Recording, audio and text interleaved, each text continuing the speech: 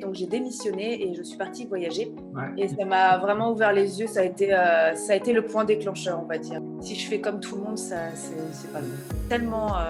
Tellement fière et tellement contente d'avoir pu réussir à faire ça. Tous les projets qui peuvent vous inspirer autour, c'est parti d'une personne. Souvent, on voit le résultat. Tout est facile. Non, c'est pas facile. Il y a beaucoup de travail.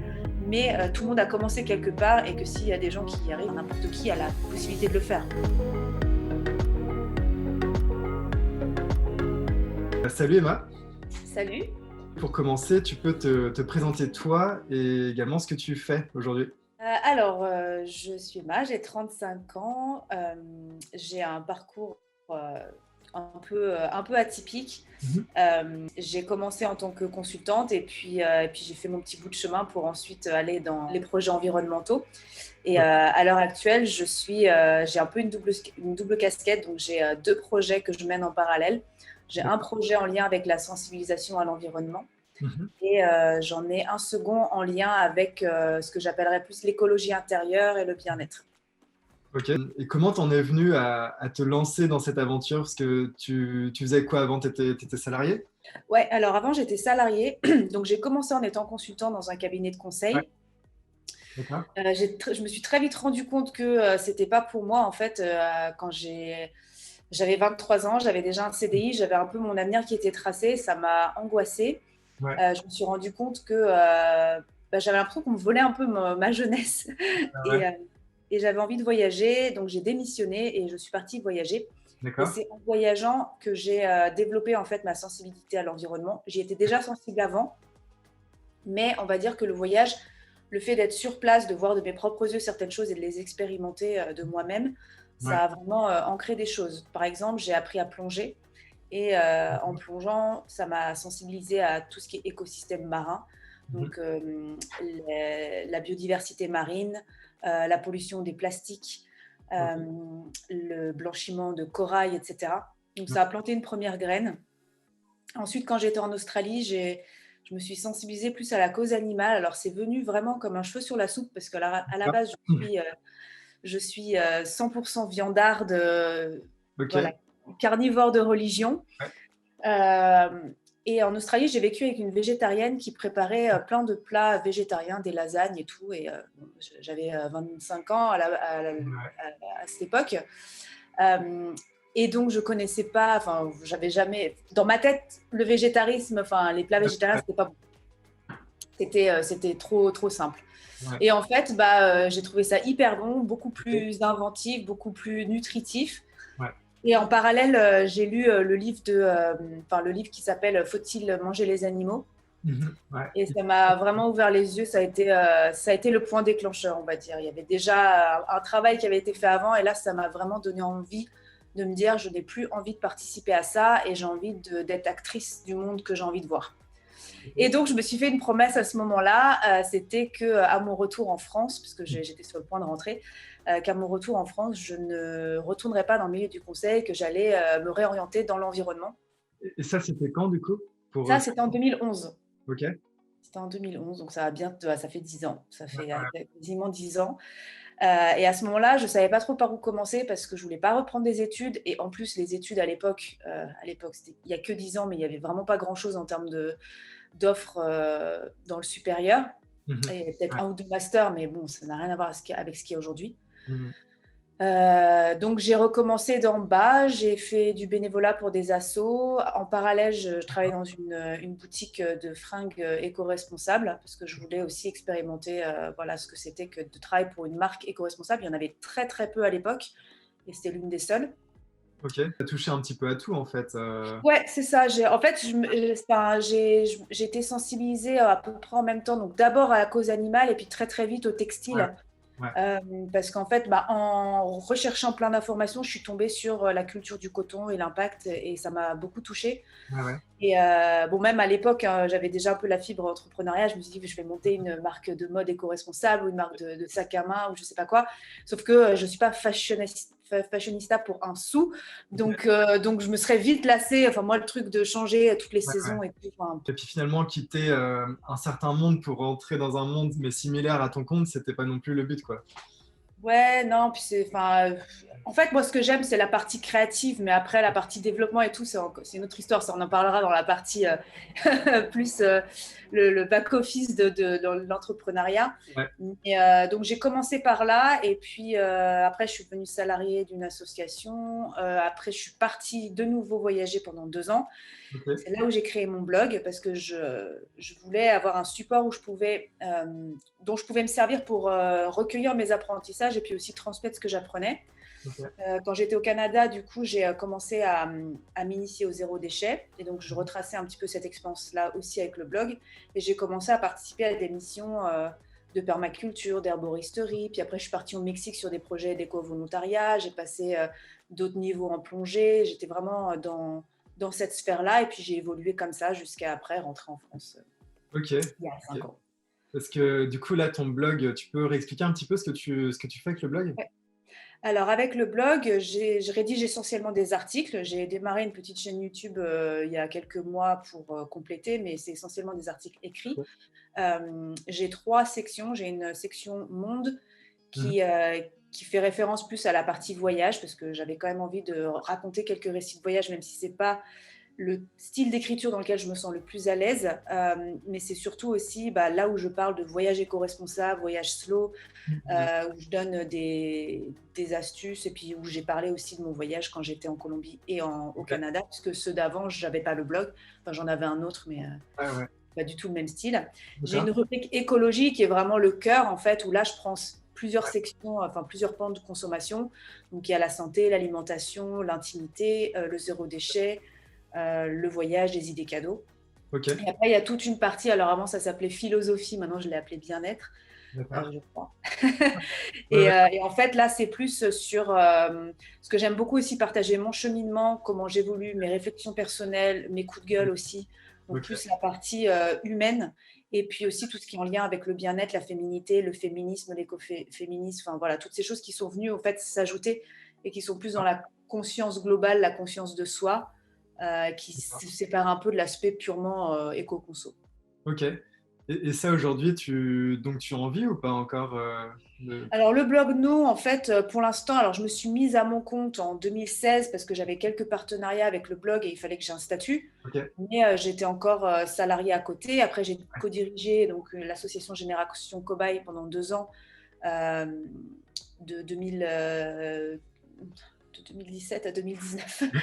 Euh, donc à ce moment-là, j'ai mis ça un peu de côté. En parallèle, juste je fais la petite parenthèse parce que j'en Ouais. parlerai après. Ouais. En 2016-2017, donc j'ai commencé aussi une formation en shiatsu. Donc c'est une D'accord. pratique de massage originaire du Japon. D'accord. Donc j'avais en parallèle le blog, ma formation et mon travail. Donc forcément la partie entrepreneuriat, je l'avais vraiment de côté. J'avais quelques partenaires affiliés, Mhm. mais je ne développais pas Ok. plus que ça. Et puis quand j'ai quitté mon poste à Génération Cobaye, j'avais vraiment cette envie de me mettre à mon compte, sauf que comme j'ai fait un burn-out, j'ai mis du temps en fait à me relever, j'ai mis du temps à réfléchir dans quelle direction je voulais aller.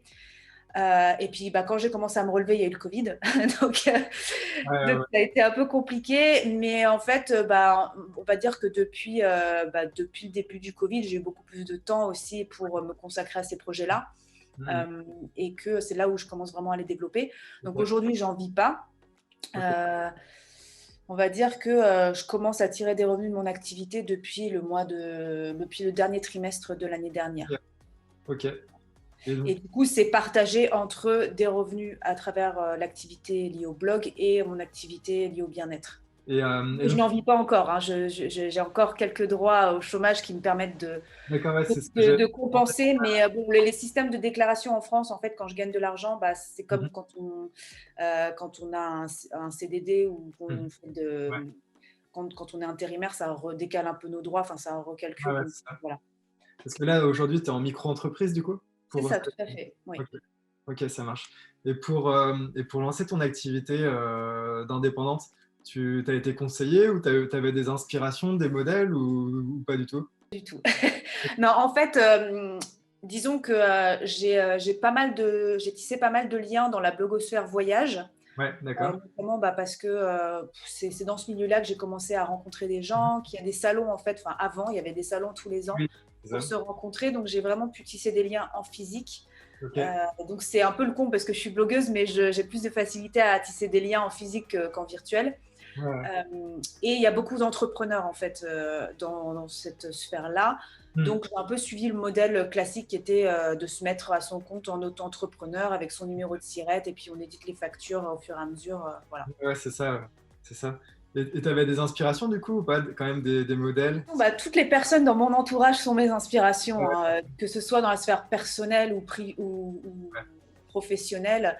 Dans le milieu du blogging, j'ai quelques personnes ouais, qui sont inspirantes sur que ce soit leur modèle ou juste leur énergie, ce qu'elles arrivent à développer. Ouais, c'est Euh, ça. Parce que, parce que comme tu disais, enfin, surtout que tu sortais d'une expérience plus difficile en tant que salarié. Et du coup, c'est vrai que bah, tu l'as évoqué rapidement, mais le fait d'être entrepreneur à son compte, ça demande énormément de travail aussi. Du coup, Ah oui, complètement. ouais, c'est ça. Du coup, comment tu as géré cette transition, on va dire, que tu fais encore aujourd'hui en fait? Bah, c'est pas évident comme question parce que enfin, je me la pose régulièrement parce que parfois je me dis avec le travail que je fais, ce serait parfois plus Ouais, simple de reprendre un boulot salarié et je pense que tout ouais. entrepreneur s'est déjà posé la question Tu et je as sais envie que dans d'avoir le cette milieu, liberté, t'as envie d'avoir cette liberté et en même temps, tu as la difficulté il y a de... des avantages et des inconvénients à tout. C'est-à-dire que en tant que salarié, on a le confort d'avoir une sécurité financière et ça, c'est vraiment pas négligeable. D'avoir des congés payés, d'avoir des congés maladie. Enfin voilà, il y a tout un tas d'avantages avec qui sont indéniables. Donc toutes les personnes qui envient les personnes qui sont en Ouais, freelance, il faut aussi voir les avantages que ça a. ouais, L'inconvénient, c'est qu'on est tributaire d'une autre personne pour les horaires, que voilà. ouais, Et moi, ça, c'est quelque chose aujourd'hui que j'aurais vraiment beaucoup de mal à retrouver, sachant que ouais. dans mon dernier poste, quand j'étais co-directrice, j'étais un peu dans ce positionnement un peu intermédiaire parce que j'étais à la fois salariée Ouais. mais entrepreneur parce que j'étais co-directrice d'une petite association qui nécessitait énormément de travail, beaucoup de créativité et j'avais l'impression qu'il fallait que je fasse autant preuve de créativité qu'en étant à mon compte. J'avais certes le salaire qui tombait à la fin du mois, mais c'était pas de tout repos. C'est prenant. Parce que j'étais quand même tributaire d'un certain rythme Ouais. que je ne pouvais pas forcément gérer pour moi toute seule. Et maintenant que je suis à mon compte, hein, je ne mets pas de côté la potentielle, enfin l'éventualité d'avoir un temps partiel. Ouais. Euh, Moi, un truc que j'aurais bien aimé, c'est avoir un temps partiel dans un café, par exemple. Pour moi, c'est Ouais. pas possible. Ça, c'était un de mes. Parce que quand j'étais à Montréal, quand j'ai commencé mon blog, je travaillais dans un Ok. café et je faisais mon blog et c'était l'équilibre parfait parce que Ouais, ouais, ouais. faire un travail qui ne nécessite pas trop de cerveau, en tout cas de matière grise, Ouais, et après pouvoir me consacrer à ça, ouais, c'était quand même un bon compromis. Mais ouais. aujourd'hui, vraiment, le fait de pouvoir gérer mes horaires comme je veux, j'aurais beaucoup, beaucoup de mal à devoir rentrer dans un moule d'horaire fixe parce que C'est ça. parfois, je vais me réveiller, je vais travailler tôt le matin, parfois, j'ai besoin de faire quelque chose dans la journée et c'est à ce moment-là que j'ai envie de le faire et je vais plutôt travailler le soir. Ça m'arrive souvent de travailler le week-end, hein, comme tout Ouais, ouais. entrepreneur. Enfin, j'ai pas de semaine type en fait. Ouais, t'as pas d'emploi du temps fixe, ça Et c'est. ça, c'est vraiment précieux. Donc maintenant, c'est plus bon.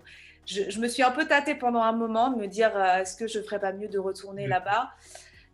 Mais ça, j'avoue que c'est vraiment très précieux. Et donc, bah, ça m'a donné la motivation supplémentaire pour me dire bon, bah, maintenant, il faut chercher les sous parce que c'est ça que je veux.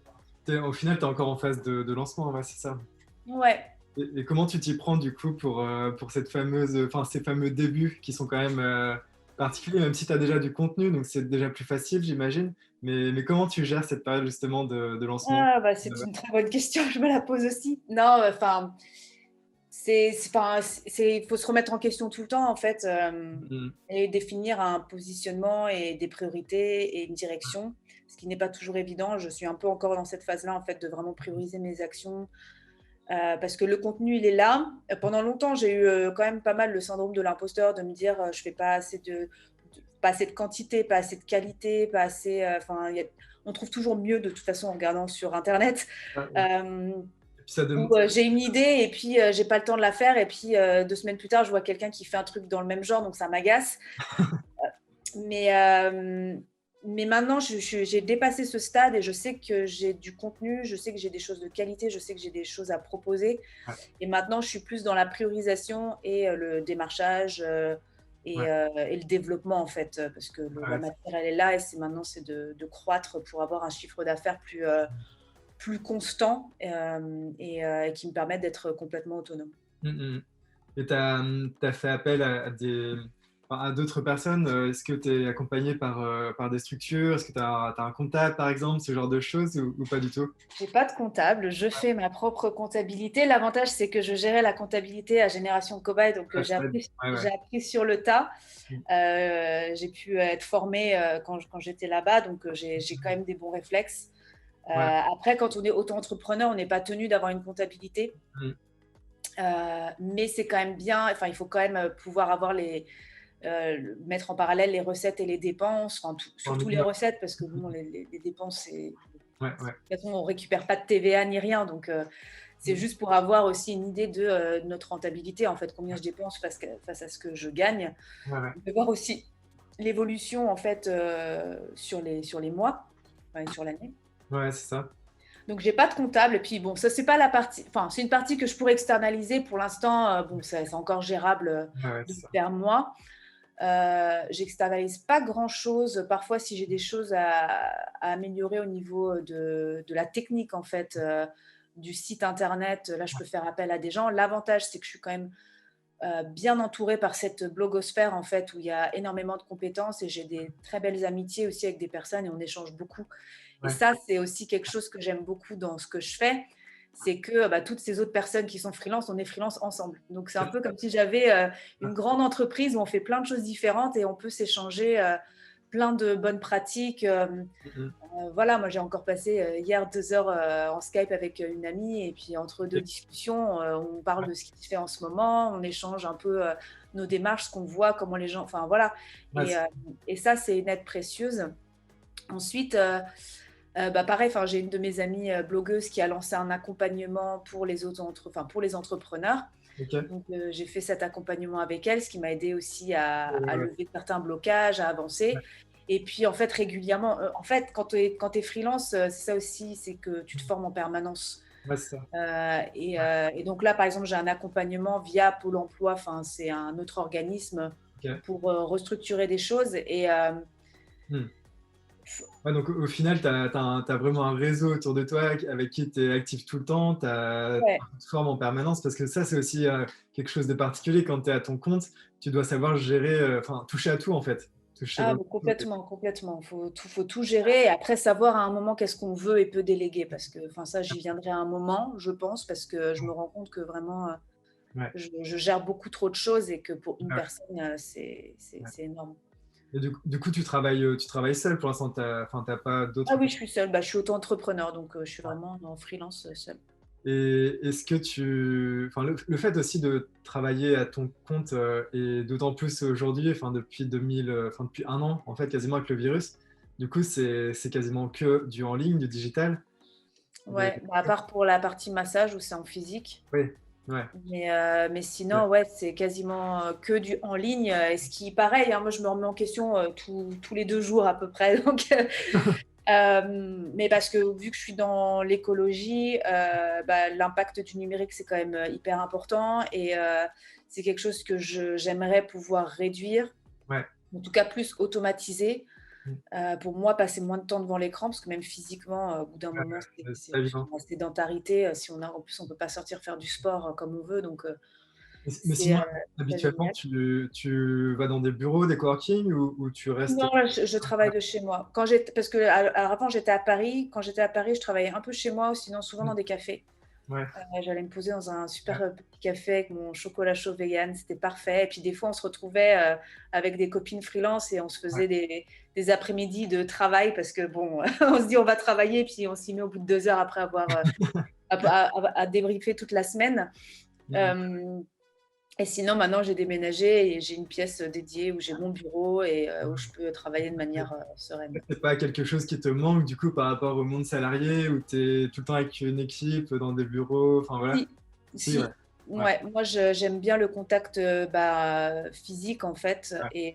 et c'est vrai que d'être dans un bureau, moi le bruit me dérange très peu, bon, sauf quand il y a des travaux, ça c'est un peu plus agaçant, mais le bruit du mouvement humain ne me dérange absolument pas. Je peux être dans un bureau, enfin j'écoute de la musique, s'il y a des gens qui discutent et tout, sans que ce soit trop fort, voilà, mais j'aime beaucoup échanger, sociabiliser C'est pas et actif autour comme dans une fourmilière quoi, où ça ouais. bouge. Mais enfin après, moi aussi, je suis très, très bon public et très influençable. Donc, si j'ai l'opportunité d'être distraite, je vais l'être. Alors que quand je travaille chez moi toute seule, je sais que voilà, je suis plus OK, concentrée, plus efficace. Mais, OK. Bah, souvent ça peut être l'inverse aussi. Enfin, moi je sais que par exemple dans mon cas c'est souvent l'inverse, où je serais plus distrait chez moi que dans un ouais. bureau à l'extérieur. Non, moi, j'arrive à me concentrer chez moi. Le problème, c'est que quand je suis chez moi toute seule, j'ai du mal à m'arrêter. Des fois, en fait, je Ah ouais, sens ouais. que Il y a que moins je suis un d'entraide. peu au bout, que je pourrais pas trop faire ou que bah voilà, mais comme quand on est auto-entrepreneur, il y a toujours quelque chose à faire. Donc Ouais, ouais, c'est aussi c'est ça. savoir te dire bon maintenant stop et ça je le ferai à un autre moment parce que voilà. Ouais. Et puis comme tu es toute seule, enfin même moi c'est pareil, du coup tu te dis que personne ne le fera à ta place, donc tu as envie de le faire tout de suite. Et Ouais, c'est enfin, si ça. tu devais rencontrer la Emma d'il y a une petite dizaine d'années, Ouais. tu lui dirais quoi aujourd'hui? Je disais je m'envoie des bisous dans le passé parce que cette décision de partir voyager, ça a été la meilleure décision de ma vie, Ouais. même si depuis, je parle beaucoup de voyage éco-responsable, de voyage slow, et clairement, je ne le nie pas. La première fois que je suis partie voyager, je suis partie en backpack, j'ai Ouais. pris énormément l'avion, j'ai fait mon bilan carbone, il est atroce. Je m'en cache pas, c'est public sur le blog, et depuis que j'ai fait ces calculs-là, j'ai décidé enfin, j'avais déjà de toute Ouais. façon changé ma façon de voyager, mais j'ai décidé de pérenniser ça. Ouais. Mais c'est vrai que cette décision, ça a été la meilleure de ma vie parce que Mhm. je suis vraiment tellement contente d'avoir passé ma vingtaine à faire des choses que j'avais vraiment envie de faire, toujours en gardant cette idée à l'esprit qui était de je ne vais pas attendre la retraite pour faire les choses que j'ai envie de faire parce que c'est maintenant que j'en ai envie, c'est maintenant que j'en ai la possibilité. Donc, ces deux ensemble, en fait, c'est maintenant. C'est pas quand je serai à la retraite et que je serai peut-être même plus là. Et quelque part, quand je vois aujourd'hui avec la situation Covid ce que c'est, je me dis Mhm. si j'avais attendu en me disant je vais attendre pour faire mon tour du monde, Ouais.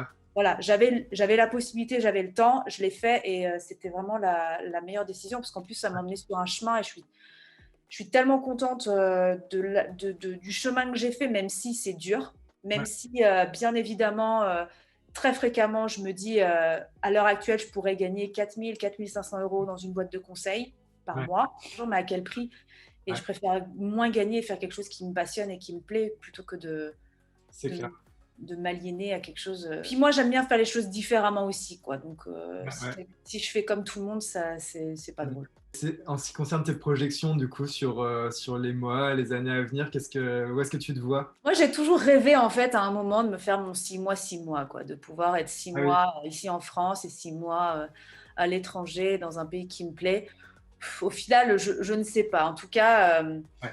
j'ai envie de voir mes activités se développer et d'avoir une pérennité financière avec ça. Et je pense que le jour où je pourrais me verser vraiment un vrai salaire, je serais mais, tellement fière et tellement contente d'avoir pu réussir à faire ça Mhm. que voilà, ça ce serait vraiment chouette. Qu'est-ce que tu conseillerais, toi, aux jeunes qui veulent se lancer, aux jeunes ou moins jeunes, hein, parce que, n'importe Mm. qui voudrait demain lancer un projet un petit peu comme le tien ou un projet qui n'a rien à voir, mais enfin, qui soit engagé, qu'est-ce que tu leur conseillerais?